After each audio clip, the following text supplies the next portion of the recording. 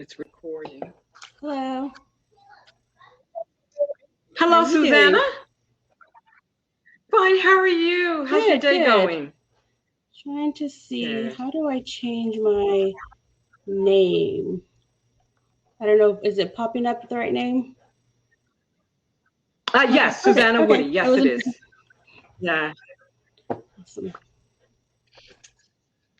With Zoom, I'm not quite sure all the time how to change the name, so.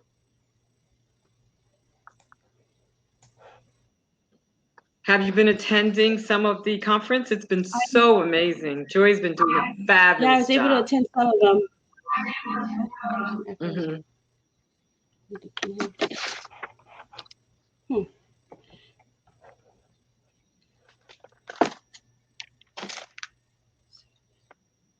So we have Monique, Rose, Mona, and myself. And you're with Dale Valley Community Coalition, yes. Right? Yes. Hello, Rose Smith. How are you? How are you doing, Phyllis? And hello, Susanna. I'm doing well. You look, yes, you look amazing today, as always. As always. Long day. Yes, it has been. Thank you for that. I appreciate it. You ladies look beautiful as well. Thank you. We have 5 of us on today. 1, 2, 3, 4, 5. Yes. Good.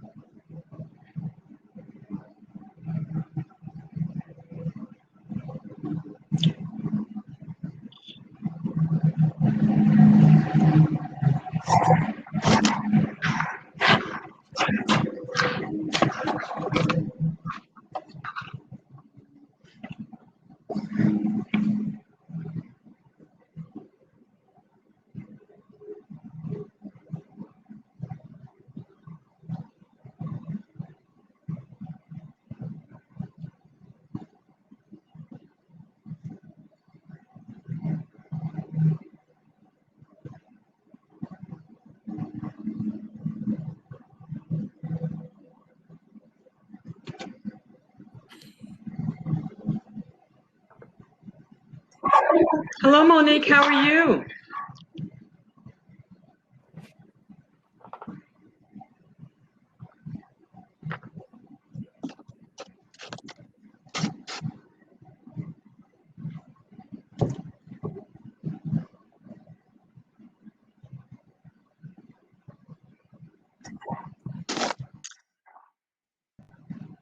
I think we're waiting for one more.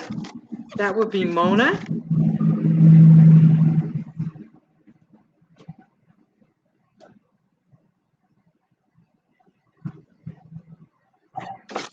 Well, it's 3 o'clock, so I'm going to get started, and I guess Mona will join us momentarily. So that would be good. We have 4 of us on.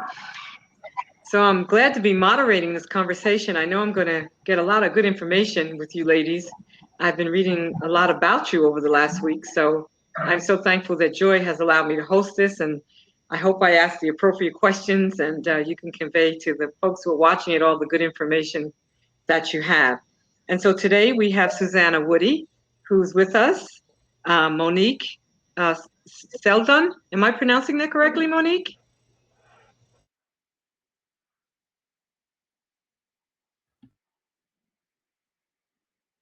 Hello, Monique. Did I pronounce that correctly? We have Rose Smith. Oh, did I pronounce your name correctly? So we might have a little technical difficulties going on there, so we'll come back. And then Rose Smith, Black woman in business, my dear friend, always honored to be in her presence, get good information. And Mona Gonzalez is not on, but I'm sure will be joining us shortly. I have a couple of questions for each of you today. As we spoke last week and early on this week, I jotted down some good pointers that we may want to discuss. All of you guys being in the community and doing community work, it's really good to have information come from your lenses because you're really working with the families and the people, you know, on a daily basis and communicating with them. So you are really the start of all the needs in the community. So hearing your voices are very important, I would imagine. And for me, it's very important because I also work with families. So getting to know their needs from your lenses would be really good information for me and also for the audience. So I'll just start, I guess, by letting you, I'll start with Rose. If you just want to tell them a little bit about Black women in business, then we'll go to Monique, and then we'll go to Susanna, and then I'll get started with the questions. And at that point, I would imagine that Mona Gonzalez will be on at that point, and then we can take it over from there. So Rose, please share a little bit with us. Well, thank you so much, Phyllis, and good afternoon to everyone. Thank you all ladies for being on the panel with me as well. I am Rose Smith. I am the CEO and founder of Black Women in Business. We are a global nonprofit organization. Our mission is to educate, to encourage, to empower, and to help business women excel in not only entrepreneurship, but also leadership. And I'm ecstatic to be here today. Thank you so much. Monique? Hi, thank you for having me. And it's an honor to serve with Rose and Susanna and yourself, Phyllis. I am actually a realtor. I've been a realtor in the Central Texas area for over 27 years. I'm also the board president in Manor ISD. And also I'm a founder of Joy to Be Free. It's a women's encouragement group that we used to before COVID have conferences where we encourage women to just be free. And also during this COVID, I have created a Manor disaster relief. And so we can talk more about that in the questions, but I'm just really glad to be here. Thank you. Thank you. And Susanna? I'm Susanna Woody. I am a mother of three, a wife, and school board trustee for Del Valley ISD, a project manager for advanced micro devices, and the president of the Del Valley Community Coalition.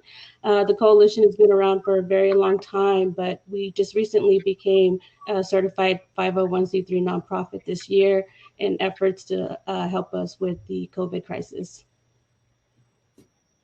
Wow, so we have a good panel here. So we're going to dive right on in. I'm going to start with Rose, Black women in business, and then we'll go to Monique, and then we'll go to Susanna, so that way we'll alternate.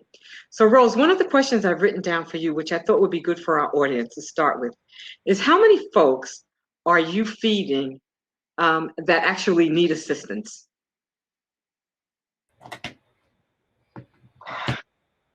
Your sound, mute? I get excited. I want to listen. Oh, I do the same I'm so thing excited too. to be Yeah. on this. I'm so appreciative to Keep Awesome Together, the Cook's Nook, and all of the sponsors and everybody that came together to do this, because this is something that needs to be done. And I also want to be able to speak on behalf of those that we serve, but I also want to be able to listen. And so I get mesmerized. I'm listening to y'all, and I'm like, think about that. But you know, I can say wholeheartedly, in case y'all don't know, I have a passion for this thing. So to talk about the people that we serve, I can say wholeheartedly that 100% of the people that we serve need the resources. You know, Black Women in Business was one of the first nonprofit organizations to start serving food in not just Travis County. We went across county lines. We've even went into other, you know, cities and things like that. And we have really gotten to know the people that we serve, and we know their stories. We know who's been, you know, lost their job during the pandemic, who is struggling with their kids, going to school at home. And I can say wholeheartedly that we have served to date 37,611 people. How do I know that? Because every single one of those people needed it. And we have that on our board. So as we go out every day, we're able to know when we leave the office how many people we have served. And I want that to be embedded not just in the minds of myself and my team, but I want it to be embedded in our hearts, because that's what's going to bring us back the next day. That's what's going to keep us, participating in things like these panel discussions and showing up in City Hall and all the different things that we need to do to make sure that the people that we are serving can definitely get the resources, not only that they need, but that they deserve. So what we've done is we've made sure that we don't get a lot of data because we don't want to make people feel uneasy. It's already hard for people to have to say, I need food, especially when you've got little ones. You're a parent and you have kids looking to want that you're supposed to take care of. And so what we do is we make sure we say, well, what else can we do for you? I tell people our motto is serving community like family. So you think about the people that we're serving, we're not just handing them a meal or handing them a sandwich, but we're also handing them a smile. We're also serving with compassion. We're asking them, how are you doing today? And, is this enough? How many times do they get that? Is this enough? And then they say no, because another part of our practice, we serve actual groceries. So we're taking out a week's worth of groceries to these people that we're serving as well. And sometimes they say, well, I need clothes.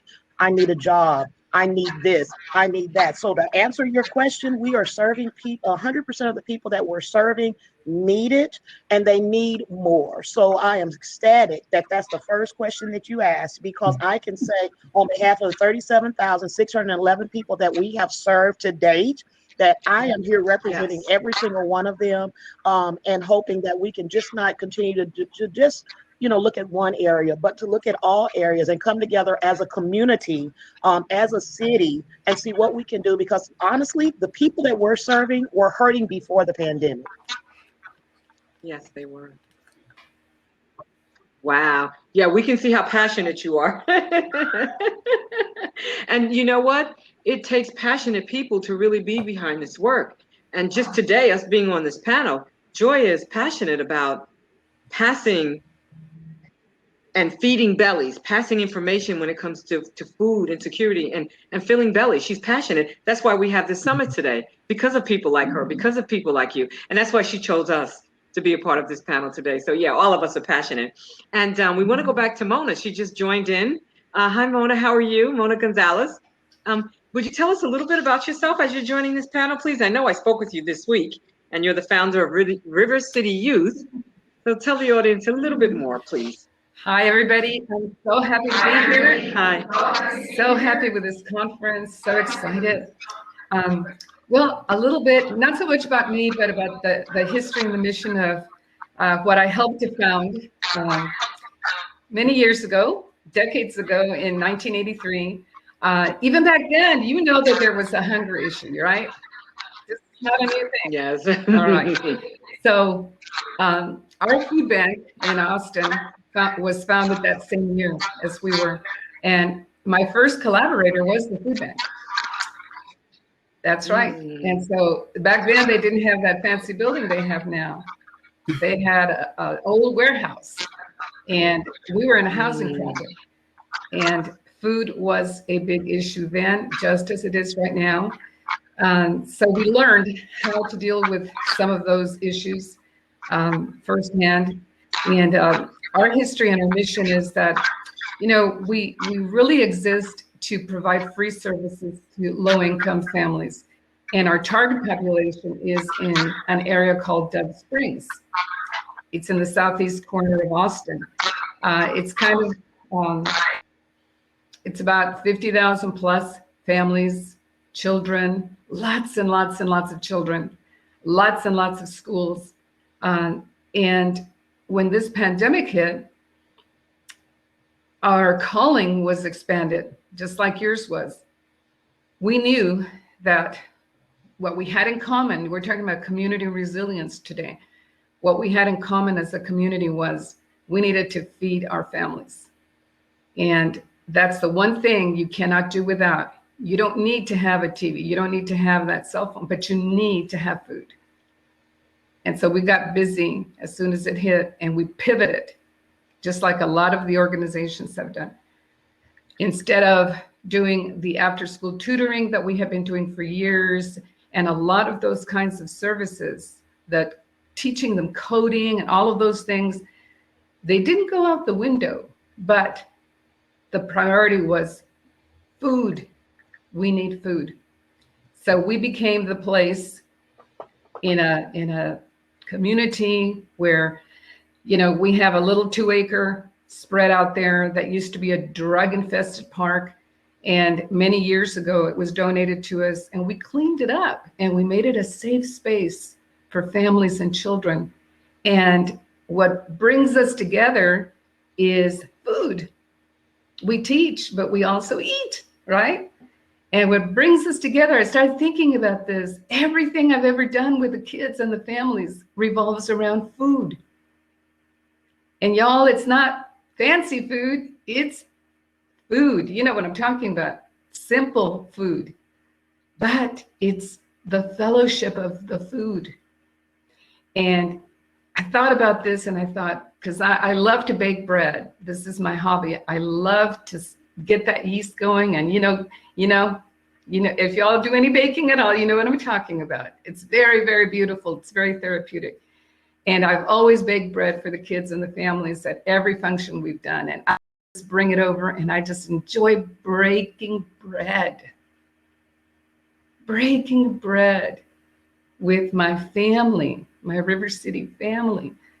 And when the pandemic hit, we couldn't exactly do the same kind of breaking bread where we all got together, and hundreds of us, and broke bread together because of the pandemic, because of the need to have smaller groups. So I thought about this, and I thought, you know, we've been breaking bread and building what Dr. Burnett talked about.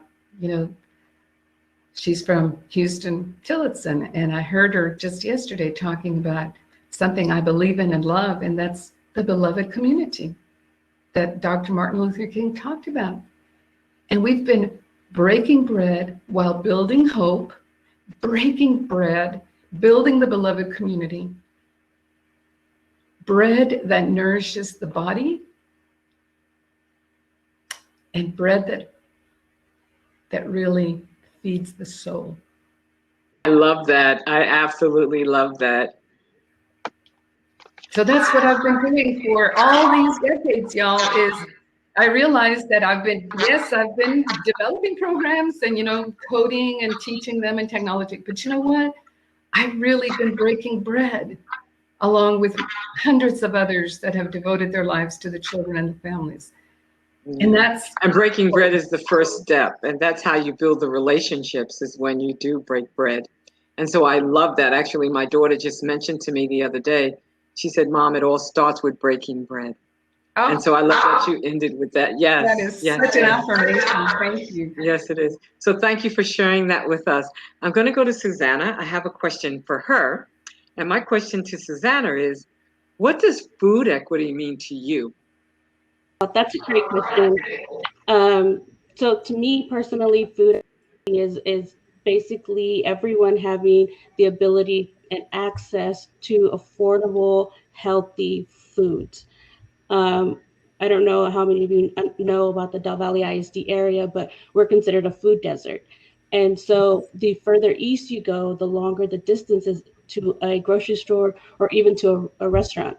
So food equity to me is being able to have access to those food sources and to the food sources that are healthy and affordable. They have to be affordable, especially for an area like ours.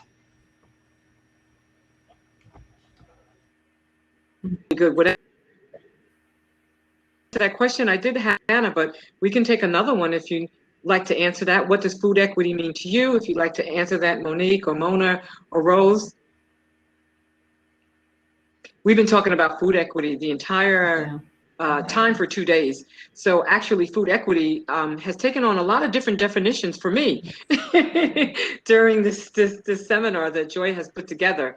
So even when we talk about farming and equity in the farmers and the beginning, when it's planting the seed, I thought equity was just about a person across town didn't have as much money, but it goes way beyond that. It goes beyond the money from the beginning, having access or being able to do the farming or cropping. And so that's been an awakening for me when we talk about equity. So Susanna, I like that you gave a different perspective about it, especially from women who are the number one. I think we call ourselves not grassroots, but Rose, what would we call ourselves? Because we're in the trenches with the families. So we actually know what the needs are. And so hearing it from our voices and seeing it from our lenses could really take on a whole different perspective for those who are joined in with us today. So thank you for that. Monique, my next question is to you. What made you start this kind of assistance that you really want to do this? When I think about you being in real estate, correct? Yes. Yeah. And so being in real estate is just such a far stretch from food insecurity. So how did you move into something like that? Could you please share that with the audience? I also am an ordained minister, and so ministry is really in my heart. And it started all when I was just a little kid. My parents, they did ministry all the time. And I used to sit around swearing that I would never, ever get into ministry. I would never, ever do anything like my parents because I was so bored as a little kid. But it's just in my blood. It's in my passion. And back in March, when all of this started, my daughter was coming home from college from El Paso. And I kept telling her, you need to get back, that we're about to shut down. And at that time, we didn't know what was going on. And just me being the leader that I am in my community in Manor, like I said, I've been on the school board for a while. I am the president now of the Manor ISD school board. And so I had a lot of connections and a lot of people know me. I also used to run one of the largest Facebook groups in Manor, in the Manor People group. So I was very well known. And so I had a couple of ladies reach out to me and say, hey, Monique, what are we going to do about our elderly community? What are we going to do to help them? So originally we started out with just reaching out to women in our community saying, hey, we need some shoppers. I created a Facebook group called Manor COVID-19 Disaster Relief. And so, but by the time you knew it, Phyllis, we needed a building within 3 days. Within 3 days, we had so many donations just being poured in our community. We needed a building. So I called a couple of organizations and they were like, well, we need to meet. We'll meet next week. We'll meet next month. I was like, we don't have time to meet. So I finally called a lady from the Lions Club. Her name is Ann Weir, and she's the president of the Lions Club in Manor. She goes, Monique, let me make a few phone calls. She calls back. She goes, we got you a building. So from that building, we ended up expanding to a different building. And then we had a resolution in place with Manor ISD where they had a resolution to allow the superintendent to make any decisions to help the organization with whatever we needed. In order to sustain our the food distribution to our families in Manor. So now we work out of Manor Excel Academy, which is one of our campuses, and now we're about to be moved again to another location. But I tell you what, God is good. We've raised probably over $27,000 in just a few months. We have partnerships with Capital Metro. We have partnerships with HEB. We have partnerships with Central Texas Food Bank. So we have lots and lots of donations pouring in weekly. And so that's the only way we've been able to sustain for so long. And people ask me all the time, how do you do it? And I said, by God's grace, not my own. And that truly is, what it's been. We have a volunteer base of over 100 people, and we also distribute hundreds of boxes of food alongside the Central Texas Food Bank every month, alongside the meals that Joy and the Travis County provide. And then we also provide our own. And now we don't only serve the elderly, we serve single mothers, the disabled, and we don't turn anyone down. That is my motto, and I will always say that. We will not turn anyone down. We always say, no questions asked, no forms to fill out. just come. We will not turn anyone down. And if we need to meet you at midnight, we're going to do it because we know the need is out there is extreme. Yeah. Awesome. You're on mute, Millie. Yeah, it's funny that you say that because that jumps right back into what Rose was saying. Like, we don't want them to fill out paperwork. There's enough to deal with. We don't need to know that information. People just want to eat, period. They want their bellies filled. And so that's just so important, you know, paperwork upon paperwork. They don't want to fill it out. They just want to eat. And with COVID-19, so many people are suffering and going to bed hungry. I read an article last night in the Washington Post, and I kind of wrote it down today. And as we finish, if we have enough time, I'm going to read a bit of it just to expand upon it and ask you a question. And so when I think about Black women in business, back to Rose again, and we spoke over the phone and we talked about why sourcing the food is a constant challenge for you. You are very visible on social media. Everyone in Travis County and Austin knows who you are. They know the work that you do, have done. They know the families that you have helped and continue to help. They know the lives that you change and continue to change. Why is sourcing food for Black women in business such a constant challenge? Well, let me just start by saying this. You know, I'm one of those people that, and my members can tell you that I believe that leadership has to start with service. Leadership has to start with service. I tell people often when I'm out in the trenches and serving, and people are like, oh, they got you guys out here when it was 106 or whatever, and we're knocking on doors. And oh, yeah, that's my office. That's what I've been doing for 10 months, knocking on doors and taking food, literally taking the food to people. And so I'm moved to hear you say those words, and I thank you for being so kind. But I always say, just let the work we do speak for us.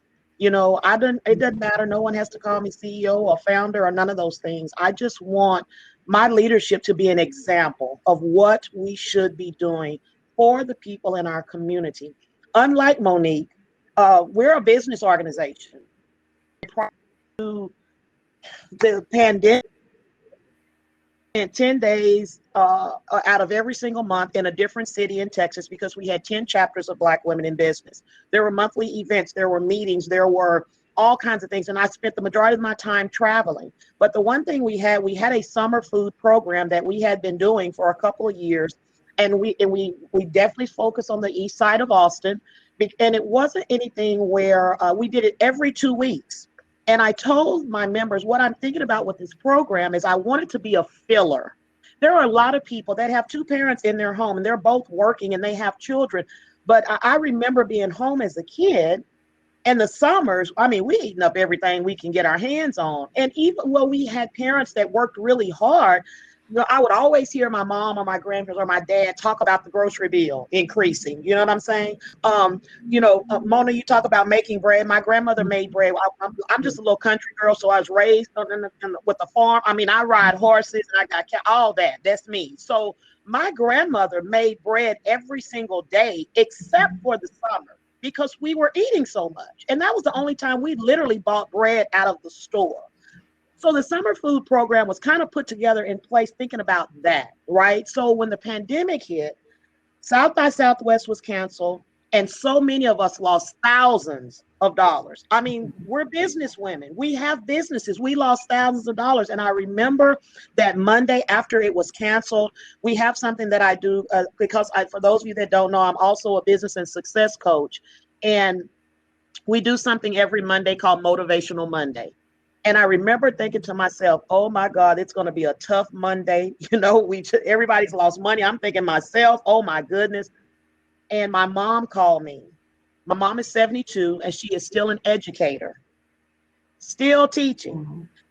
And she called me that Monday morning, right after I did my prayer and meditation. And she said, hey, I just want to let you know, I had my doctor's appointment on Friday. And she starts telling me how her numbers were great. He was so, proud of her and this and that. And I was like, oh, that's great, Mom, And then she said, yeah, but he quarantined me. And of course, my heart stopped because we're just now, you know, in the midst of this global pandemic. And I said, well, wait a minute, you just said everything was great. And she said, yeah, but he says, I'm an educator. And he couldn't in good faith let her go back to the classroom at 72 years of age. And she's teaching all these students. He says, so you are quarantined until, you know, and that was, we joked around, my siblings and I joked with her and said, Mom, you know, you've been saying you're going to retire and God knew you wasn't going to do it. So he had to move to do some things. But long story short, when I got off that phone, I said, Lord, thank you for taking care of my mom. Thank you for looking over my mom. And it was like I kind of went on getting my stuff to get in the car. And then all of a sudden, he said, but what about other people's mothers? What about those people that have mothers, those mothers that don't have children that'll take care of them, or those grandmothers and grandfathers that are depending on a case manager or someone to come in every once in a while? Look, and it started in my spirit. By the time I drove out of my driveway and I started going around the block and checking on all of my elderly neighbors. And so I just knocked on the door and I said, hey, I hope I would not very close, but hey, I hope you're taking care of yourself. See, I live in Blackland neighborhood. My father-in-law is the founder of Blackland neighborhood, and neighbors literally know our neighbors. And so I asked him, what can I get for you? I'm going to be out. Let me grab some stuff if you need to go to, you know, something from the store. And I kind of jotted that down and I got to the office. And by the time I got here, that's the message that I gave everybody that was in the room. I said, we all made a conscious decision to come out today because, yeah, we got some things going on, but let's not think in terms of limitations. Let's think in terms of possibilities, right? And we started thinking that day how we could help store and getting groceries for it. And it really, by 3 o'clock that afternoon, I had already put together the COVID-19 food program that Black Women in Business has today. There's 3 different parts to it. What we started with was having people go to our website, say that they needed food. We utilized the ladies that also did DoorDash and Uber and Lyft and all those things. Why? Because they had already underwent the criminal background check. So we're not putting anybody's grandparents or anything in jeopardy. We're sending people out there that are trustworthy. They're putting the groceries on the porch and they're walking off. So that next morning I showed up to the office with my SUV full of groceries and I started it right out of my pocket. And the reason I'm saying this in this conference is because so many times people are waiting for the grants. And if you're in the nonprofit world and you've been here for a while, you know that grants make a very small percentage of what you're doing. So what I encourage people to do is if you have a passion about something like all of us on this call do, that you do that. You know, that you start to move on it. That's exactly what we did is we just started to move on it. And it went from just serving through the website to serving 10 apartment complexes in East Austin. We serve Booker T, we serve Rosewood, we serve, you know, Elm Ridge, Salinas Apartments, Manor House. I mean, we serve all of those apartments. We have curbside pickup at our office. So I literally transformed the office into now we have a food pantry. You know, now we have all these different things that we've turned our office in that we were once doing business in. And so what I'm saying is if we continue to think outside the box and really put people first, there's a lot of things that we can do. If the pandemic didn't teach us anything, it taught us how to reposition and reimagine. That's what it taught us to do. And so with Black Women in Business, like I said, this is not what we ordinarily do, but one of the things that's at the heart of the organization is community service, making sure that we are serving others, because that's a huge part. If you're a business owner, you should be giving back. And so, you know, this has been really a learning experience. And I said 2021 is a year of change. It's a year for all of us to change for the better, to come together like we're doing today, for all of us, you know, city, state, county, federal government, to all get in alignment. And we so often talk about having a seat at the table. I don't care about having a seat at the table as much as I care about where the table is located. Because if the table is always located in the same part of if the city, if this table is always in the same place, you're going to get the same people all the time. We have to start building teams. You know, and everybody, one person as a CEO, I don't try to run everything. I let my people, hey, this is what you do. This is what you're great at. You have success at this. You do those things. And that's the way it should always be done. That way we're getting a more diverse group. And it really does become, more of an equity type thing and more of making it more accessible to everybody that's involved. And so I'm just ecstatic to be having this conversation, if y'all can't tell. But I'm so grateful to be on the call with each and every one of you amazing women. Yes, we could. I feel like it's Motivational Monday, and I'm in your locker room right about now. I mean, the thing about it is that's what we need. As I talk about the people that we have served, they want to see somebody advocating for them that's not making them feel like they're getting a hand out. We're giving them a hand up. These people are, the kiddos that we talk to, they're smart and they have all these dreams and aspirations. They just need a little help to get over the hump. And we have to be the light. We've got to have that spark when we touch them, and we got to have a spark when we go to the city and to the county and to the state and whatever. We have to have a spark, because in my opinion, when monies are divvied out, people like all of these ladies on this call, this is where money should go to those people that are in the trenches doing the work. This Mona talks about having decades and decades of experience. That's where the money needs to go. You think about the Cook's Nook and all of the things, all of us on this call have had prepared meals through Cook's Nook. I mean, Joy, when I tell y'all always in my prayers. Listen, this is what needs to happen. That's right. It needs to come there, and then let the people that are really in the trenches be able to work. I think about, I started this, we haven't received any grants for what we do at all. So we have literally done this through members. I mean, just like Monique was talking about, we have HEB, we have Trader Joe's, we have Ballet Austin, we've had small businesses that have come up, and there are members donating, and people. I tell people, I'm a little country girl, baby. I can make $20 go a long way. Yeah. That's the kind of people you want to put money in the hands of, because yes, you do. If they're able to do all of this, I respect you so much for having this conversation on this platform. Yes. And I see Susanna bursting. Because Susanna was talking about experience with. How did you? Susanna was talking about food inequities, so that jumps right into my next question for Susanna. And I know she's busting at the seams to talk about it, but when Rose was just talking about it, and so when we talk about experience with food inequities, which is what she was just expanding upon, and her experience, you could even share a little bit more about that, because that was the next question I was going to ask you. Yeah. Oops, sorry. That's okay. So in our area, it is. I'm not as enthusiastic, or I can't express myself as well as Rose does, but I feel it here. I feel it here, girl. Well, in our areas, we do have a lot of food insecurities, right? We don't have a grocery store. We don't have quality food out here. We have I think we have a Sonic now, but one thing that people don't realize is the Dove Valley ISD area is within the city and in the ETJ. So we're city and county. And so there's a lot of, well, this is you, this is me, or who's going to take care of, our community.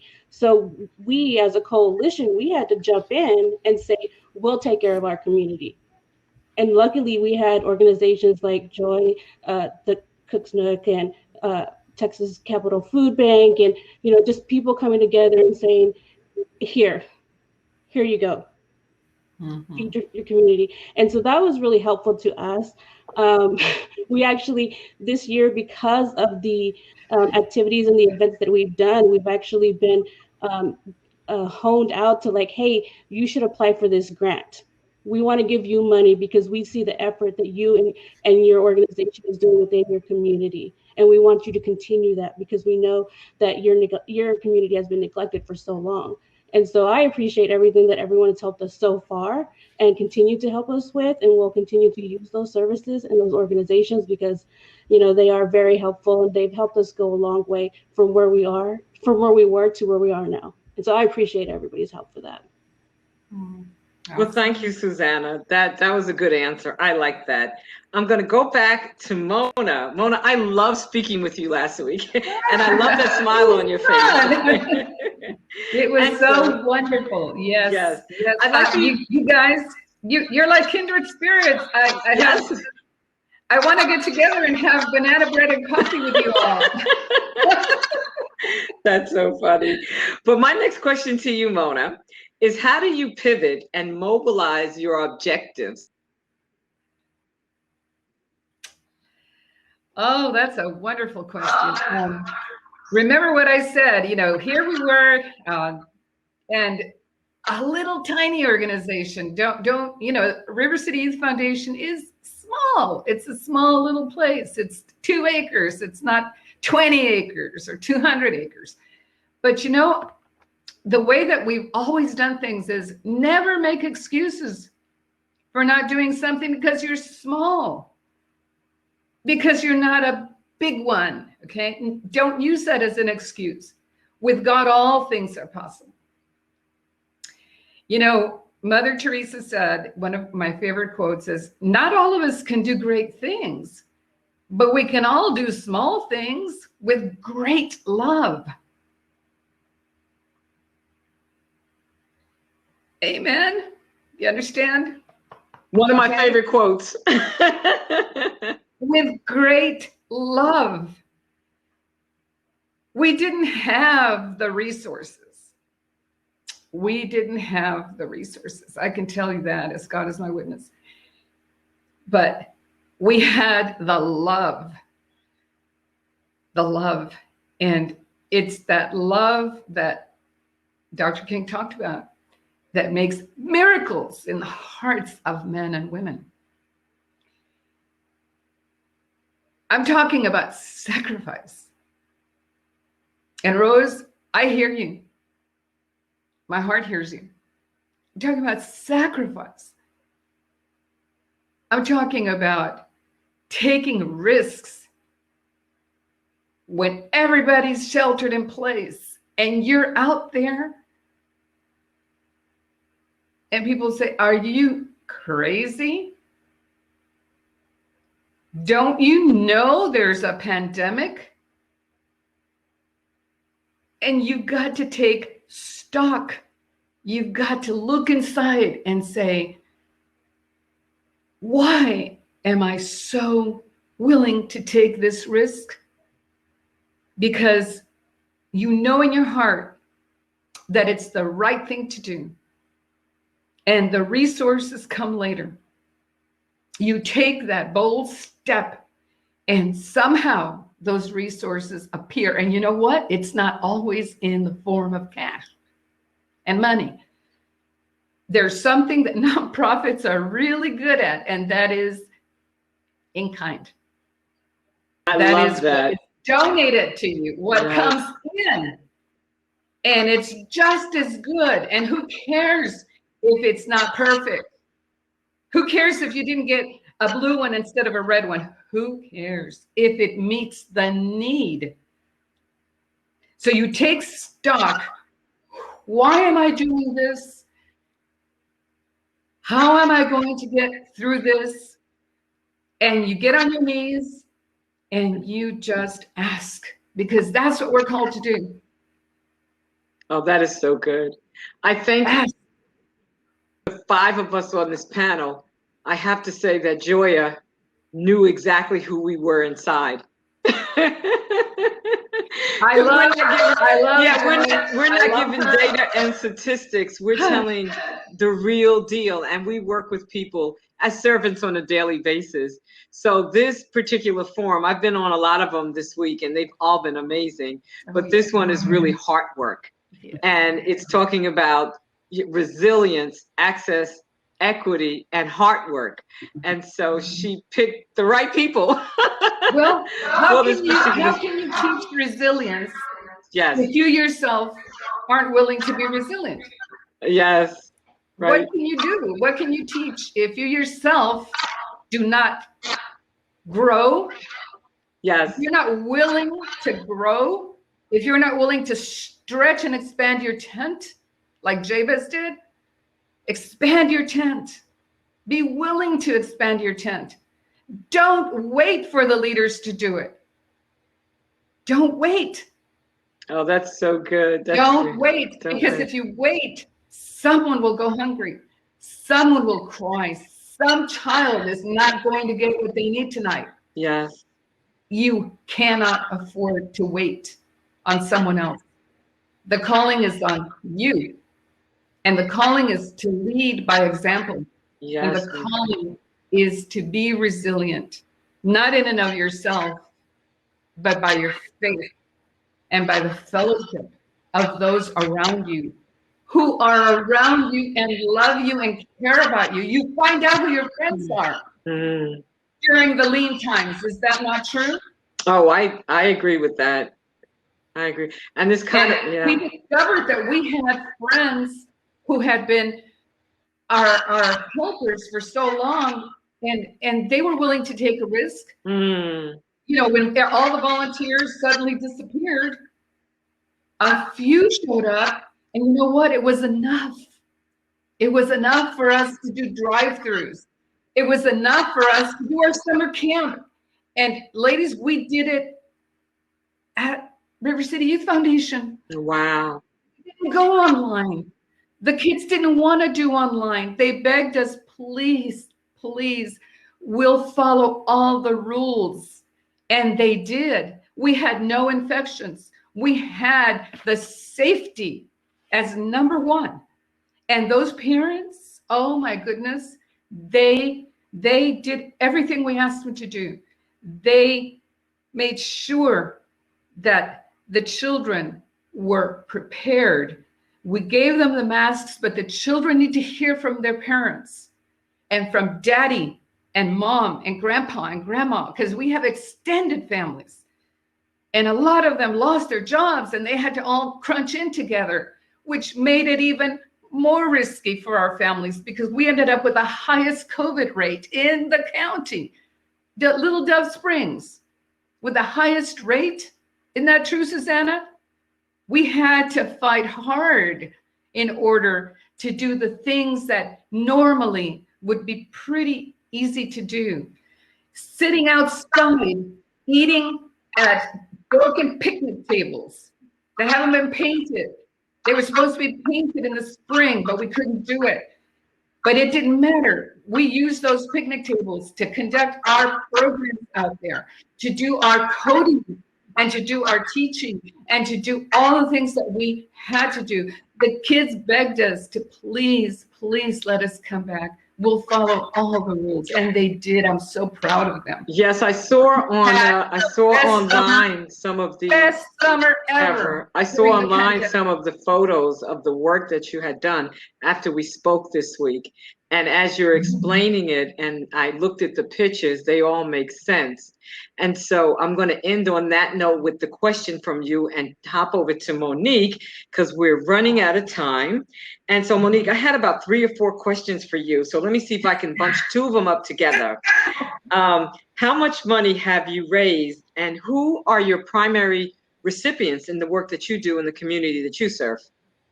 Well, Phyllis, actually, you know, we started out serving the elderly, and then it really became an overall need in Manor. It became such a need, and I'm telling you, you know, I get really emotional because we went out to identify, and when Rose talks about being on the ground, you know, people say, you know, who are your frontliners? We really are the frontliners. We really are. I always tell my volunteers, I'm not a leader that leads ahead. I'm a leader that leads beside. If you go in, I'm going with you. I'm not going to leave you by yourself. And I know for a fact that you're not going to leave me by myself. I struggled. Okay, so I got COVID back in June. I was very, very sick. It was right in the middle of us serving the entire community of Manor. We had gotten to a point where we weren't only serving the elderly, we don't turn anyone down. That has always been my motto. And by the grace of God, we've been able to keep that where we turn no one down. And I was very, very, very sick. And I probably could say I almost lost my life. My children couldn't come and see me, and all I kept thinking about is how is the organization going to continue? We weren't even an organization. We started out, you know, just a group of women. And then all of a sudden we needed to form a nonprofit and just going back to raising the money. And I know I'm getting off of the question a little bit, but the money that we raised was truly Manor residents, grassroots coming in to help each other. And that was that has been so amazing. We got one grant of $1,000, but the rest of the over $27,000 was raised by $25, $100, $500, $1,000, and it's all Manor residents. And so we've been very, very, very blessed to be able to do that. But what was the second question you had? So oh, oops, you're on mute. You're on mute. You said you're on mute. I was like, yep. Who are your primary recipients? Yeah. So definitely, I would say everyone in Manor as the need progressed. And then we even serve Elgin, we've served Taylor, we've gone out to Hutto. The part about this is that the kids, when we started adopting COVID families, because we added that, we added the COVID families. So we provided vitamin C, Gatorades. We had specific COVID boxes. And when these little kids would come to the door to get it because their parents were so sick and they were having to take care of their families, and they were 5 and 7 years old. And I just wanted to go in there with them and help. And everybody would say, no, Monique, I have diabetes and I have high blood pressure, and I'm that prime person that, would get really, really sick. All I prayed about when I had COVID is for my community and for my family, so that I could get better to get back out there. But we had some amazing volunteers in place that took over while I was out for almost 30 days. And so when I came back, everything was just as it was. I mean, they called me almost every day, and I tried to talk to them as much as I could. And I had a great assistant director now of our organization, Patricia Perez. She took over, and she lives in Round Rock. I always tell her, you need to move to Manor, because she's always in Manor serving. But when we went out to identify our families, we found that there are so many people in Manor that live way out in the country that we didn't know that they're living out there without restrooms, without water, without electricity.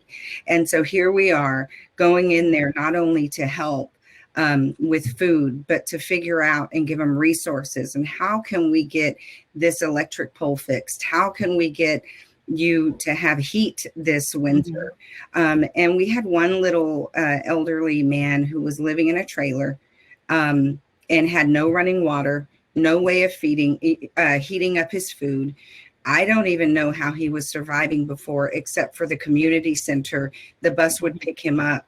And that's one thing, a woman that I partnered with, Pamela Fowler, with the community center, when that shut down, we were all like, what are we going to do? And then the mayor got involved, and we all started putting our heads together to figure out how can we serve our community. So it really was a collaboration with many leaders in Manor, and then a bunch of just ladies that wanted to jump in and help.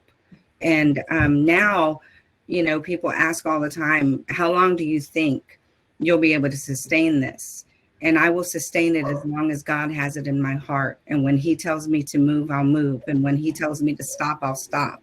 And I really believe that with all my heart, because there have been times that I've been so overwhelmed, and I go, Lord, I don't even like doing this anymore. Can you please do something? And he goes, you don't have to like doing it. You just have to do it. And it really, really hit my business hard. I struggled. I was struggling. I was going to lose my home. I was going to lose my house. I had to use our own food pantry. There were things that I really, really struggled. But as I prayed, God just continued to pour in the blessings, and he brought me a client here and there. And so I've been able to manage getting through this pandemic myself, even though my business suffered. As long as I'm on the ground helping my people, that's all that matters to me. Wow, that is that's such a testimony. Well, we're getting close to closing. There's not enough time. I have like 3 questions more for each of you, but we only have like 6 minutes left. I'm going to ask this one question that's a pretty generic question. And this came across the Washington Post last night. My daughter sent it to me, and I thought it'd be good to share. And the name of the article was Going to Bed Hungry. Hunger is tightening its grip on America. It is an empty fridge in New Mexico, a shipped meal in Pennsylvania, an unpaid bill in California, a line of cars just outside the nation's capital. 1 in 7 adults say their households don't have enough food to eat. President Biden has increased funding for food stamps and school lunches, and he has proposed nearly a $2 trillion in new economic relief program. For families in need, it can't come soon enough. My question to each of you, if you could say it in one sentence, is once you fill the bellies of all the people that you're serving food to, how do you help sustain them until the next meal?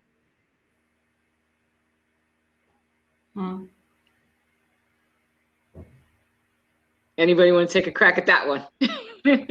For me, I've found that many, and I share this with my volunteers all the time, many people show up at our food pantry on Sundays to receive their boxes of food.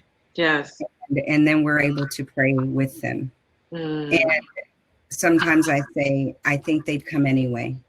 So there's a nourishment that they're receiving beyond food. It's relationship building. And I think, if you have hope, and if you can take a part of putting hope into people's lives, then the nourishment will sustain itself until the next meal. Yes. Mona, I see you have something to say. Yeah, one of the things that we do is we provide information for other pantries and other organizations that are also doing the same thing or something similar. So we know that we can't do it. We can't do it all by ourselves. But we do know that there are other organizations out there that are doing the same work, putting the same efforts in, and we say, hey, you can't make it to one of ours. Down the street, 2 blocks left, somebody else is doing it for tomorrow, or somebody's doing it for another day. There's lots of people out there. There's lots of information out there. So we try to provide as much information that we can, because there's not enough money, there's not enough time, and there's not enough resources for us to do everything ourselves.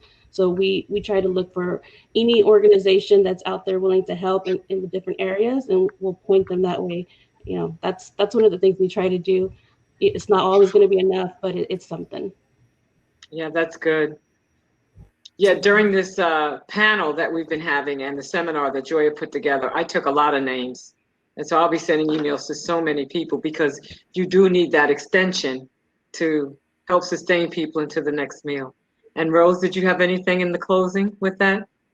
Just ditto to what the ladies have already Yes. said. Certainly that.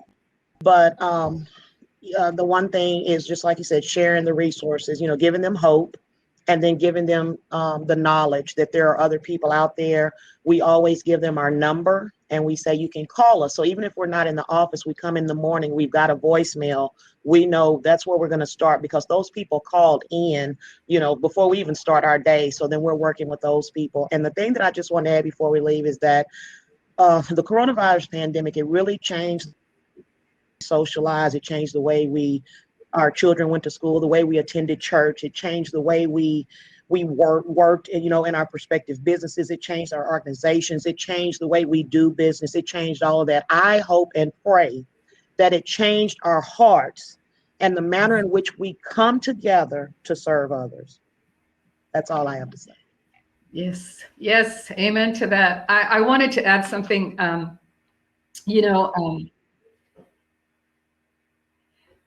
37 years ago, when we started this little organization, we had a vision that the young people at that time would grow up, and that they would be the ones empowered enough to lead and to make changes and do what was needed to prevent not only hunger, but at that time, remember in the early 1990s, what was going on in Austin? It was an emerging gang city.